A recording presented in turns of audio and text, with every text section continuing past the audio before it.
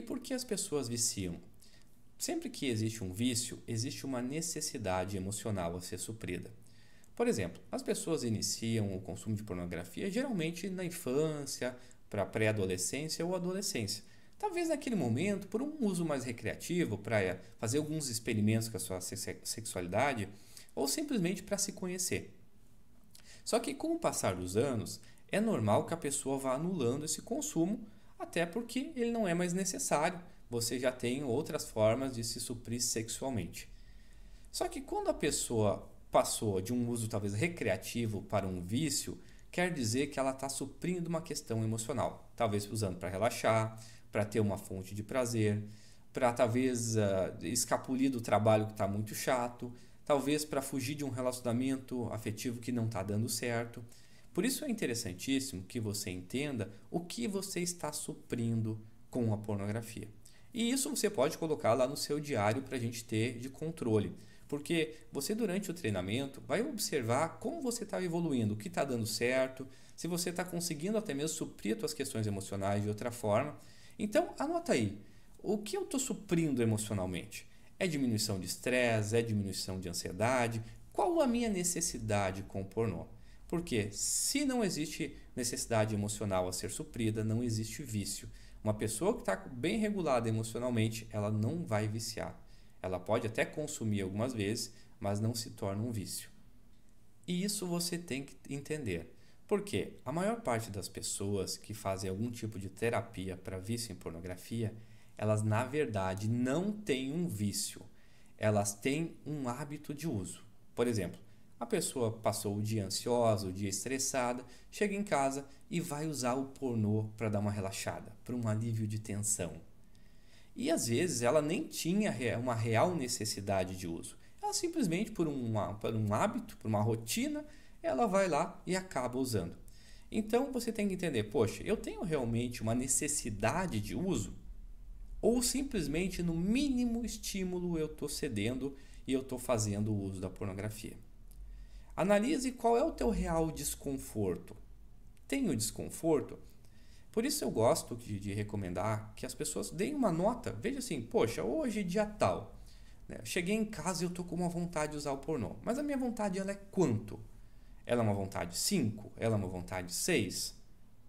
Tá, ela é uma vontade 5. Poxa, eu consigo segurar uma vontade 5? Talvez consegue. Então não vou fazer uso hoje. Posso colocar no lugar da pornografia outra coisa? Talvez vou comer uma coisa gostosa, talvez vou dar uma caminhada. Então como eu consigo me suprir de outra forma para não recair? Ah, mas hoje eu estou com uma necessidade 9, essa não tenho controle. Tudo bem, a gente vai entender que para que a gente tire totalmente o pornô, é até legal que você não tire ele de vez. Por quê? Porque é fundamental que nós possamos gerar uma resistência do organismo à pornografia. Então, talvez assim, uma necessidade 5 hoje faça você recair, faça você consumir o pornô. Mas vai chegar um ponto que você vai se analisando e vai criando uma resistência, que vai uma necessidade 6 não vai te fazer você recair, uma necessidade 7, até que você tenha total controle quanto à pornografia. E essa é a diferença entre quem resolve de fato esse tipo de vício. A pessoa tem uma resistência. O resolver o vício, o se livrar do vício, ele não está em você não consumir, mas você ter o autocontrole.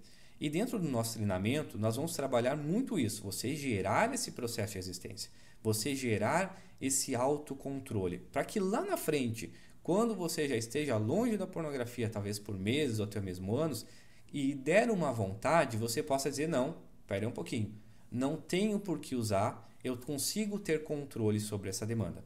Até mesmo porque a gente sabe que hoje, infelizmente, não dá para ficar longe da pornografia. Nós somos expostos todos os dias. Então o que a gente vai fazer aqui? Nós vamos criar um processo de resistência para que ao ser exposto a um conteúdo, a um objeto às vezes de desejo sexual ali, aquilo não te dê a necessidade de consumir a pornografia. Eu até brinco assim, a pornografia tem que ser vista como o açúcar para o diabético.